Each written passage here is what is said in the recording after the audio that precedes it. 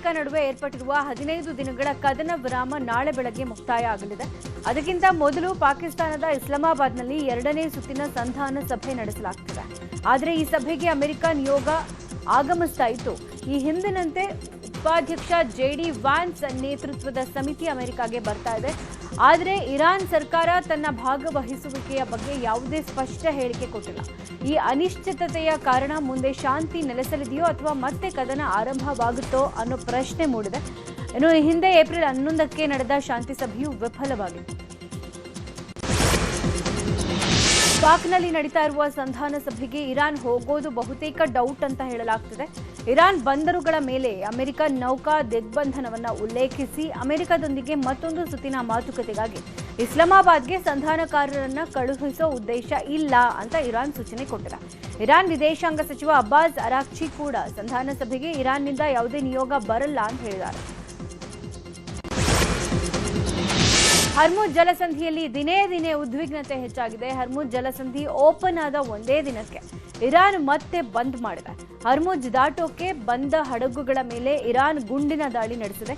ಈ ಮಧ್ಯೆ ಕಳೆದ 12 ಗಂಟೆಗಳಲ್ಲಿ ಕೇವಲ 3 ಹಡಗುಗಳು ಹರ್ಮುಜ್ ಜಲಸಂಧಿ ದಾಟಿ ಹೋಗಿವೆ. ಬೆಂಗಳೂರಲ್ಲಿ ಆಟೋ LPG ಸಂಕಷ್ಟ ಮುಂದುವರೆದಿದೆ. ಆಟೋ LPGಗಾಗಿ ರಸ್ತೆಯ 2 ಬದಿಗಳಲ್ಲಿ 3 ಕಿಲೋಮೀಟರ್ಗಿಂತಲೂ ಹೆಚ್ಚು ಕ್ಯೂ ನಿಂತಿದೆ. RT ನಗರದ ಬಂಕ್ ಮುಂದೆ ಕ್ಯೂ ನಿಂತಿರೋ ವಿಡಿಯೋ ವೈರಲ್ ಆಗಿದ್ದು, ಗ್ಯಾಸ್ಗಾಗಿ ಆಟೋ ಚಾಲಕರು ಪರದಾಡಿದ್ದಾರೆ. ರಾಜ್ಯ ರಾಜಕೀಯದಲ್ಲಿ ತೀವ್ರ ಸಂಚಲನಕ್ಕೆ ಕಾರಣವಾಗಿದ್ದ ಬಿಟ್ ಕಾಯಿನ್ ಪ್ರಕರಣದಲ್ಲಿ ಇಡಿ ದಾಳಿ ನಡೆಸಿತ್ತು. PMLA ಕಾಯ್ದೆಯಡಿ ಪ್ರಮುಖ ಆರೋಪಿ ಶ್ರೀಕಿ ಸಂಪರ್ಕಿತ ಶಾಸಕ ಹ್ಯಾರಿಸ್ ಪುತ್ರನ ಮನೆ ಸೇರಿದಂತೆ ರಾಜ್ಯದೆಲ್ಲೆಡೆ ಒಟ್ಟು 17 ಕಡೆಗಳಲ್ಲಿ ದಾಳಿ ನಡೆಸಲಾಗಿತ್ತು. ಅಶೋಕನಗರದಲ್ಲಿರೋ ನಲಪಾಡ್ ಮನೆಯಲ್ಲಿ ಸುದೀರ್ಘ 21 ಗಂಟೆಗಳ ಶೋಧ ಕಾರ್ಯ ಮುಗಿಸಿ 3 ಕಾರ್ಗಳಲ್ಲಿ ನಲಪಾಡ್ ಮನೆಯಿಂದ 14 ಮಂದಿ ಅಧಿಕಾರಿಗಳ ತಂಡ ತೆರಳಿದೆ. ಬೆಳಗಿನ ಜಾವ 3:30 ಸುಮಾರಿಗೆ ದಾಳಿ ಮುಗಿಸಿ ಮನೆಯಿಂದ ಇಡಿ ಅಧಿಕಾರಿಗಳು ತೆರಳಿದ್ದಾರೆ. ನಲಪಾಡ್ ಮನೆಯಿಂದ ಮಹತ್ವದ ದಾಖಲೆಗಳು, ಡಿಜಿಟಲ್ ಡಾಕ್ಯುಮೆಂಟ್ಸ್ಗಳನ್ನು ವಶಕ್ಕೆ ಪಡೆದಿದ್ದಾರೆ ಎನ್ನಲಾಗಿದೆ. ಹಾರ್ಡ್ ಡಿಸ್ಕ್ ಸೇರಿದಂತೆ ವಿದೇಶಿ ವ್ಯವಹಾರದ ಬ್ಯಾಂಕ್ ದಾಖಲೆಗಳನ್ನು ವಶಕ್ಕೆ ಪಡೆಯಲಾಗಿದೆ. ಇನ್ನು ವಿಚಾರಣೆಗೆ ಕರೆದಾಗ ಹಾಜರಾಗುವಂತೆ ಸೂಚನೆ ಕೊಡಲಾಗಿದೆ. ಬಿಟ್ಕಾಯಿನ್ ಹಗರಣ ಹಿನ್ನೆಲೆ ಕೇಂದ್ರ ಮಾಜಿ ಸಚಿವ ರೆಹಮಾನ್ ಖಾನ್ ಮೊಮ್ಮಗ ಮೊಹಮ್ಮದ್ ಆಖಿಬ್ ಮನೆ ಮೇಲೆ ಇಡಿ ದಾಳಿ ಅಂತ್ಯವಾಗಿದೆ. ಮೊಹಮ್ಮದ್ ಆಖಿಬ್ ಮನೆಯಲ್ಲಿ ಇಡಿ ಅಧಿಕಾರಿಗಳು ಮಹತ್ವದ ದಾಖಲೆಗಳನ್ನು ವಶಪಡಿಸಿಕೊಂಡಿದ್ದಾರೆ. ಸದ್ಯ ಜಯನಗರದ ಆಖಿಬ್ ನಿವಾಸದಿಂದ ಇಡಿ ಅಧಿಕಾರಿಗಳು ತೆರಳಿದ್ದಾರೆ. ಇಂದು ಸಿಎಂ ಸಿದ್ದರಾಮಯ್ಯ ಚಾಮರಾಜನಗರ ಜಿಲ್ಲಾ ಪ್ರವಾಸ ಕೈಗೊಂಡಿದ್ದಾರೆ. ಗುಂಡ್ಲುಪೇಟೆಯಲ್ಲಿ 475 ಕೋಟಿ ವೆಚ್ಚದಲ್ಲಿ 110 ಕೆರೆಗಳಿಗೆ ನೀರು ತುಂಬಿಸುವ ಯೋಜನೆ ಶಂಕುಸ್ಥಾಪನೆಯನ್ನು ನೆರವೇರಿಸಲಿದ್ದಾರೆ. ಇದೇ ವೇಳೆ ಬೇಗೂರಿನ ಹತ್ತಿ ಮಾರುಕಟ್ಟೆ, ತೆರಕನಾಂಬಿಯ ಸರ್ಕಾರಿ ಆಸ್ಪತ್ರೆ, ಗುಂಡ್ಲುಪೇಟೆಯ ವಾಲ್ಮೀಕಿ ಭವನ ಸೇರಿದಂತೆ ವಿವಿಧ ಅಭಿವೃದ್ಧಿ ಕಾಮಗಾರಿಗಳನ್ನು ಉದ್ಘಾಟಿಸಲಿದ್ದಾರೆ. ಅಲ್ಲದೆ ಆಕ್ಸಿಜನ್ ದುರಂತ ಸಂತ್ರಸ್ತರಿಗೆ ಸರ್ಕಾರಿ ಉದ್ಯೋಗ ನೇಮಕಾತಿ ಪತ್ರವನ್ನು ಸಿಎಂ ವಿತರಣೆ ಮಾಡಲಿದ್ದಾರೆ. ಡಿಸಿಎಂ DK ಶಿವಕುಮಾರ್, ಸಚಿವರಾದ ಸತೀಶ್ ಜಾರಕಿಹೊಳಿ, HC ಮಹದೇವಪ್ಪ, ಶಿವಾನಂದ ಪಾಟೀಲ್ ಭಾಗಿಯಾಗುವ ಸಾಧ್ಯತೆ ಇದೆ. ಉಪಚುನಾವಣೆ ಫಲಿತಾಂಶದ ಬಳಿಕ ನಾಯಕತ್ವ ಬಿಕ್ಕಟ್ಟು ತೀವ್ರಗೊಳ್ಳಲಿದೆ ಎನ್ನಲಾಗ್ತಾ ಇದೆ. ಡಿಸಿಎಂ DK ಶಿವಕುಮಾರ್ ಬಣದ ತಂತ್ರಕ್ಕೆ ಸಿಎಂ ಸಿದ್ದರಾಮಯ್ಯ ಬಣ ಪ್ರತಿತಂತ್ರ ರೂಪಿಸಿದೆ. ಫಲಿತಾಂಶದ ಬಳಿಕ ಹೈಕಮಾಂಡ್ ನಾಯಕರ ಭೇಟಿಗೆ ಸಿಎಂ ಆಪ್ತರು ಸಿದ್ಧತೆ ಮಾಡಿಕೊಂಡಿದ್ದಾರಂತೆ. ಸಚಿವ ಸತೀಶ್ ಜಾರಕಿಹೊಳಿ ನೇತೃತ್ವದಲ್ಲಿ ಕೆಲ ಸಚಿವರು, ಶಾಸಕರು ಹೈಕಮಾಂಡ್ ಭೇಟಿಗೆ ಸಿದ್ಧತೆ ಮಾಡಿಕೊಂಡಿದ್ದಾರೆ ಎನ್ನಲಾಗಿದೆ. ಇನ್ನು ದಾವಣಗೆರೆ ದಂಗಲ್ ಅಹಿಂದ ನಾಯಕರ ಟಾರ್ಗೆಟ್, ಕೆಪಿಸಿಸಿ ಅಧ್ಯಕ್ಷರ ಬದಲಾವಣೆ, ಸಂಪುಟ ಪುನರ್ರಚನೆ ಬಗ್ಗೆ ಹೈಕಮಾಂಡ್ ಜೊತೆ ಚರ್ಚೆ ನಡೆಸಲಿದ್ದಾರೆ ಎನ್ನಲಾಗಿದೆ. ಫಲಿತಾಂಶದ ಬಳಿಕ ಫೈನಲ್ ಪ್ರಯತ್ನಕ್ಕೆ ಡಿಸಿಎಂ DKಶಿ ಕೂಡ ಮುಂದಾಗಿದ್ದಾರಂತೆ. ಇನ್ನುಳಿದ 2 ವರ್ಷಕ್ಕಾದರೂ ನನಗೆ ಅವಕಾಶ ಕೊಡಿ ಅಂತ ಲಾಬಿಗೆ ಮುಂದಾಗಿದ್ದಾರೆ ಎನ್ನಲಾಗ್ತಿದೆ. ಕೆಪಿಸಿಸಿ ಮುಸ್ಲಿಂ ಪದಾಧಿಕಾರಿಗಳು ಸಭೆ ನಡೆಸಿ ಸಚಿವ ಜಮೀರ್ ಅಹಮದ್ ವಿರುದ್ಧ ಹೇಳಿಕೆ ನೀಡಿರುವುದು ರಾಜ್ಯ ಕಾಂಗ್ರೆಸ್ನಲ್ಲಿ ಮತ್ತಷ್ಟು ಗೊಂದಲ ಸೃಷ್ಟಿ ಮಾಡಿದೆ. ಪಕ್ಷವೇ ಮುಖ್ಯ, ವ್ಯಕ್ತಿ ಮುಖ್ಯ ಅಲ್ಲ. ಜಮೀರ್ ಪಕ್ಷ ಬಿಟ್ಟರು ಪಕ್ಷಕ್ಕೇನು ನಷ್ಟ ಆಗಲ್ಲ ಅಂತ ಕೆಪಿಸಿಸಿ ಪದಾಧಿಕಾರಿಗಳು ಹೇಳಿಕೆ ಕೊಟ್ಟಿರೋದ್ರಿಂದ ಸಚಿವ ಸತೀಶ್ ಜಾರಕಿಹೊಳಿಯ ಲೆಕ್ಕಾಚಾರವೂ ತಲೆಕೆಳಗಾಗಿದೆ. ನಜೀರ್ ಜಬ್ಬಾರ್ ಪರ ನಿಂತು ಅವರ ಮೇಲೆ ತೆಗೆದುಕೊಂಡ ಕ್ರಮವನ್ನು ಮರು ಪರಿಶೀಲನೆಗೆ ಸತೀಶ್ ಜಾರಕಿಹೊಳಿ ಒತ್ತಾಯ ಮಾಡಿದ್ರು. ಸಚಿವ ಸತೀಶ್ ಜಾರಕಿಹೊಳಿ ಪ್ರಯತ್ನಕ್ಕೆ ಹಿನ್ನಡೆ ಆಗಿದೆ. ತಮಿಳುನಾಡು ಚುನಾವಣೆ ಪ್ರಚಾರದಲ್ಲಿ ಡಿಸಿಎಂ DK ಶಿವಕುಮಾರ್ ಭಾಗಿಯಾಗಿದ್ದರು. ತಮಿಳುನಾಡಿನ ಕೃಷ್ಣಗಿರಿ ವಿಧಾನಸಭೆ ಕ್ಷೇತ್ರದ ಕಾವೇರಿ ಪಟ್ಟಣದಲ್ಲಿ ಕಾಂಗ್ರೆಸ್ ಅಭ್ಯರ್ಥಿ ಚೆಲ್ಲಕುಮಾರ್ ಪರ ರೋಡ್ ಶೋ ಮೂಲಕ ಅಬ್ಬರದ ಪ್ರಚಾರ ಮಾಡಲಾಗಿತ್ತು. ಡಿಸಿಎಂ DK ಶಿವಕುಮಾರ್ಗೆ ಶಾಸಕ ಅನೇಕಲ್ ಶಿವಣ್ಣ, ಹೊಸೂರು ಶಾಸಕ ಪ್ರಕಾಶ್, ಮಾಜಿ ಶಾಸಕಿ ಸೌಮ್ಯ ರೆಡ್ಡಿ ಮತ್ತಿತರರು ಸಾಥ್ ಕೊಟ್ಟರು. ಸಂಸತ್ನಲ್ಲಿ ಮಹಿಳಾ ಮೀಸಲಾತಿ ಜಾರಿಯಲ್ಲಿ ಎನ್ಡಿಎ ವಿಫಲವಾದ ಹಿನ್ನೆಲೆ ಕಾಂಗ್ರೆಸ್ ವಿರುದ್ಧ ಹೋರಾಟ ತೀವ್ರಗೊಳಿಸಲು ಬಿಜೆಪಿ ಸಜ್ಜಾಗಿದೆ. ಜಿಲ್ಲೆಗಳ ಜೊತೆಗೆ ವಿಭಾಗವಾರು ಪಾದಯಾತ್ರೆಗೆ ಪ್ಲಾನ್ ಮಾಡಲಾಗ್ತಾ ಇದೆ. ಮಹಿಳಾ ವಿರೋಧಿ ಕಾಂಗ್ರೆಸ್ ಅಂತ ಹೋರಾಟಕ್ಕೆ ಸಿದ್ಧತೆ ಮಾಡಿಕೊಳ್ಳಲಾಗಿದೆ.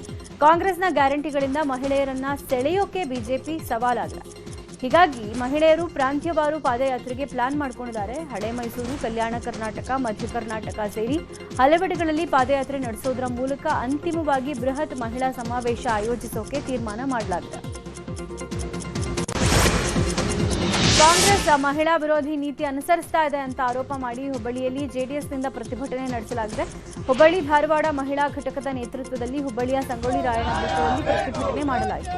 ಸಂಸತ್ನಲ್ಲಿ ಹಾಗೂ ವಿಧಾನಸಭೆಯಲ್ಲಿ 33% ಮಹಿಳಾ ಮೀಸಲಾತಿ ನೀಡೋ ವಿಧೇಯಕಕ್ಕೆ ಕಾಂಗ್ರೆಸ್ ಹಾಗೂ ಅದರ ಮಿತ್ರ ಪಕ್ಷಗಳು ವಿರೋಧ ವ್ಯಕ್ತಪಡಿಸಿವೆ ಅಂತ ಆಕ್ರೋಶ ವ್ಯಕ್ತವಾಗಿದೆ. ಮಹಿಳೆಯರಿಗೆ ಸಿಗಬೇಕಾದ ಹಕ್ಕುಗಳಿಗೆ ಕಾಂಗ್ರೆಸ್ ದ್ರೋಹ ಬಗೆದಿದೆ ಅಂತ ಪ್ರತಿಭಟನಾಕಾರರು ಕಿಡಿಕಾರಿದ್ದಾರೆ. ರಾಜ್ಯ ರಾಜಕಾರಣದಲ್ಲಿ ಯಡಿಯೂರಪ್ಪ 50 ವರ್ಷ ಪೂರೈಸಿದ ಹಿನ್ನೆಲೆ ಮೇ 9ರಂದು ಮಾಜಿ ಸಿಎಂ ಯಡಿಯೂರಪ್ಪ ಅಭಿಮಾನೋತ್ಸವ ನಡೆಸಲಾಗಿದೆ. ಚಿತ್ರದುರ್ಗದಲ್ಲಿ ಅಭಿಮಾನೋತ್ಸವಕ್ಕೆ ಹೈಕಮಾಂಡ್ ಗ್ರೀನ್ ಸಿಗ್ನಲ್ ಕೊಟ್ಟಿದೆ. ಕಾರ್ಯಕ್ರಮಕ್ಕೆ ಕೇಂದ್ರ ಗೃಹ ಸಚಿವ ಅಮಿತ್ ಶಾ ಕೂಡ ಆಗಮಿಸಲಿದ್ದಾರೆ. ರಾಜ್ಯ ಸರ್ಕಾರದ ವಿರುದ್ಧ ಮತ್ತೊಂದು ಹಂತದ ಹೋರಾಟಕ್ಕೆ ಸಾರಿಗೆ ನೌಕರರು ಸಜ್ಜಾಗಿದ್ದಾರೆ. ವೇತನ ಏರಿಕೆ ಮಾಡದ ಸರ್ಕಾರದ ವಿರುದ್ಧ ಇಂದಿನಿಂದ ನೌಕರರು ಧರಣಿ ನಡೆಸೋಕೆ ಮುಂದಾಗಿದ್ದಾರೆ. ಫ್ರೀಡಂ ಪಾರ್ಕ್ನಲ್ಲಿ ಅನಿರ್ದಿಷ್ಟಾವಧಿ ಸತ್ಯಾಗ್ರಹ ನಡೆಯಲಿದೆ. ಹೀಗಾಗಿ ಇವತ್ತು ಬಸ್ ಸಂಚಾರದಲ್ಲಿ ವ್ಯತ್ಯಯ ಉಂಟಾಗುವ ಸಾಧ್ಯತೆ ಇದೆ. ಕಡ್ಡಾಯ ಹಾಜರಾಗಲು ಬಿಎಂಟಿಸಿ, ಕೆಎಸ್ಆರ್ಟಿಸಿ ನೌಕರರಿಗೆ ಸಾರಿಗೆ ಇಲಾಖೆ ಸೂಚನೆ ಕೊಟ್ಟಿದೆ. ಬೇಕಾಬಿಟ್ಟಿ ರಜೆ ಹಾಕೊಂಡು ಪ್ರತಿಭಟನೆಯಲ್ಲಿ ಕೂತ್ಕೊಂಡ್ರೆ ಸಸ್ಪೆಂಡ್ ಮಾಡಲಾಗುತ್ತೆ ಅನ್ನುವ ಎಚ್ಚರಿಕೆ ಕೊಡಲಾಗಿದೆ. ಎಸ್ಎಸ್ಎಲ್ಸಿ ತೃತೀಯ ಭಾಷೆ ಅಂಕ ಗ್ರೇಡ್ ವಿಚಾರ ಸಂಬಂಧ ಇವತ್ತು ಮಹತ್ವದ ವಿಚಾರಣೆ ನಡೆಯಲಿದೆ. ರಾಜ್ಯ ಸರ್ಕಾರ ಹೈಕೋರ್ಟ್ಗೆ ಸಲ್ಲಿಸಿರೋ ಮರು ಪರಿಶೀಲನೆಯ ಅರ್ಜಿ ವಿಚಾರಣೆ ಇವತ್ತು ನಡೆಯಲಿದೆ. ತೃತೀಯ ಭಾಷೆಗೆ ಅಂಕ ಪರಿಗಣನೆ ಮಾಡಿ ಅಂತ ವಿದ್ಯಾರ್ಥಿಗಳು ಕೋರ್ಟ್ ಮೊರೆ ಹೋಗಿರುವ ಹಿನ್ನೆಲೆ ತೃತೀಯ ಭಾಷೆಗೆ ಅಂಕ ಪರಿಗಣನೆ ಮಾಡುವಂತೆ ಏಕಸದಸ್ಯ ಪೀಠ ಕೂಡ ಸೂಚನೆ ಕೊಟ್ಟಿತ್ತು.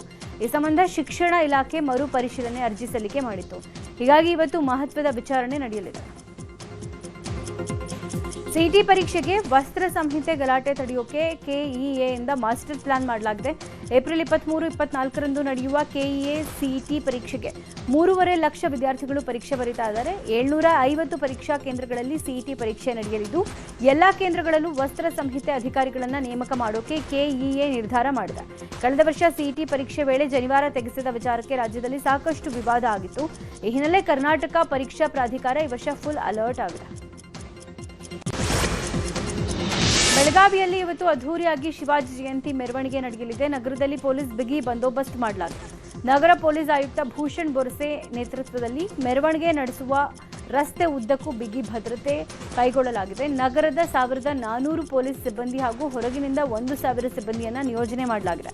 14 ಕೆಎಸ್ಆರ್ಪಿ, 8 ಸಿಆರ್ ತುಕಡಿಗಳು ಜೊತೆಗೆ anti stabbing squad, 8 drone, 1000 CCTV ಅಳವಡಿಸಲಾಗಿದೆ. ಮೆರವಣಿಗೆಯಲ್ಲಿ 53ಕ್ಕೂ ಟ್ಯಾಬ್ಲೋಗಳು ಪಾಲ್ಗೊಳ್ಳಲಿವೆ. ರಣ ಬಿಸಿಲಿನ ನಡುವೆ ರಾಜ್ಯದಲ್ಲಿ 5 ದಿನ ಮಳೆಯಾಗುತ್ತೆ ಅಂತ ಹವಾಮಾನ ಇಲಾಖೆ ಮುನ್ಸೂಚನೆ ಕೊಟ್ಟಿದೆ. ಉತ್ತರ ಕರ್ನಾಟಕ, ಮಲೆನಾಡು, ಕರಾವಳಿ ಭಾಗದಲ್ಲಿ ಮಳೆ ಸಾಧ್ಯತೆ ಇದೆ. ಬೀದರ್, ಕಲಬುರಗಿ, ವಿಜಯಪುರ, ಬಾಗಲಕೋಟೆ ಸೇರಿದಂತೆ 14 ಜಿಲ್ಲೆಗಳಿಗೆ ಯೆಲ್ಲೋ ಅಲರ್ಟ್ ಘೋಷಣೆ ಮಾಡಲಾಗಿದೆ. ಚಿಕ್ಕಮಗಳೂರು ಭಾಗದಲ್ಲಿ ವರುಣ ಅಬ್ಬರಿಸಿದ್ದಾನೆ. ಆಲಿಕಲ್ಲು, ಬಿರುಗಾಳು ಸಹಿತ ಭಾರೀ ಮಳೆ ಆಗಿದೆ. ಬಾಳೆಹೊನ್ನೂರು, ಬಿಕ್ಕರಣೆ, ಹುಯಿಗೆರೆಯಲ್ಲಿ ಆಲಿಕಲ್ಲು ಸಹಿತ ಮಳೆಯಾಗಿದೆ. ಬಿಸಿಲಿನ ತಾಪಕ್ಕೆ ಕಂಗೆಟ್ಟಿದ್ದ ಮಲೆನಾಡಿಗರಿಗೆ ವರುಣ ತಂಪರೆದಿದ್ದಾನೆ. ಇನ್ನು ಎನ್ಆರ್ಪುರ ತಾಲೂಕಿನ ಗಾಳಿಗಂಡಿ ಗ್ರಾಮದಲ್ಲಿ ಮಳೆ, ಬಿರುಗಾಳಿ ಆರ್ಭಟಕ್ಕೆ ಸಾಲು ಸಾಲು ಅವಾಂತರಗಳು ಸೃಷ್ಟಿಯಾಗಿವೆ. ಬಿರುಗಾಳಿ ಹೊಡೆತಕ್ಕೆ ಒಂದೇ ಗ್ರಾಮದ 5 ಮನೆಗಳು ಹಾನಿಯಾಗಿವೆ. ಮನೆಯ ಮೇಲೆ ಮರ ಬಿದ್ದು ಮನೆಯ ಮೇಲ್ಛಾವಣಿ ಜಖಮಾಗಿದೆ. ಬಿರುಗಾಳಿಯ ಹೊಡೆತಕ್ಕೆ ಹೆಂಚು, ಸಿಮೆಂಟ್ ಸೀಟುಗಳು ಹಾರಿ ಹೋಗಿದ್ದು ಗ್ರಾಮಸ್ಥರು ಬೆಚ್ಚಿ ಬಿದ್ದಿದ್ದಾರೆ. ದಕ್ಷಿಣ ಕನ್ನಡ ಜಿಲ್ಲೆಯ ಹಲವೆಡೆ ಭಾರೀ ಗಾಳಿಯ ಜೊತೆ ಮಳೆ ಸುರಿದಿದೆ. ಕಡಬ, ಬೆಳ್ತಂಗಡಿ, ಸುಳ್ಯ ಭಾಗದಲ್ಲಿ ಭಾರೀ ಮಳೆಯಾಗಿದ್ದು ಬಿಸಿಲಿನ ಧಗೆಯಿಂದ ಬಳಲ್ತಾ ಇದ್ದ ಜಿಲ್ಲೆಯ ಜನತೆಗೆ ಕೊಂಚ ತಂಪಿನ ವಾತಾವರಣ ಸಿಕ್ಕಂತಾಗಿದೆ. ಕಡಬ ತಾಲೂಕಿನ ಕುಕ್ಕೆ ಸುಬ್ರಹ್ಮಣ್ಯ, ಕೊಣಾಜೆ, ಮರ್ದಾಳ ಭಾಗದಲ್ಲಿ ಭಾರೀ ಮಳೆಯ ಜೊತೆಗೆ ಗಾಳಿಯೂ ಬೀಸಿದೆ. ಗಾಳಿಗೆ ಕೆಲವು ತೋಟಗಳಲ್ಲಿ ಅಡಿಕೆ ಮರಗಳು ತುಂಡಾಗಿ ಬಿದ್ದಿವೆ. ಹಾವೇರಿ ಜಿಲ್ಲೆಯ ರಾಣೆಬೆನ್ನೂರಲ್ಲೂ ಮಳೆಯಾಗಿದೆ. ಗುಡುಗು ಮಿಂಚು ಸಹಿತ ಸುರಿದ ಮಳೆಗೆ ರಸ್ತೆಗಳೆಲ್ಲ ಜಲಾವೃತವಾಗಿವೆ. ಚೌಡೇಶ್ವರಿ ದೇವಸ್ಥಾನದ ಬಳಿ ನೀರಿನಲ್ಲಿ ಕಾರು ಸಿಲುಕಿತ್ತು. ರಸ್ತೆಯ ಮೇಲಿನ ನೀರಿನಲ್ಲಿ ಕಾರು ಸಿಲುಕಿ ಚಾಲಕ ಪರದಾಡಿದ್ದಾನೆ.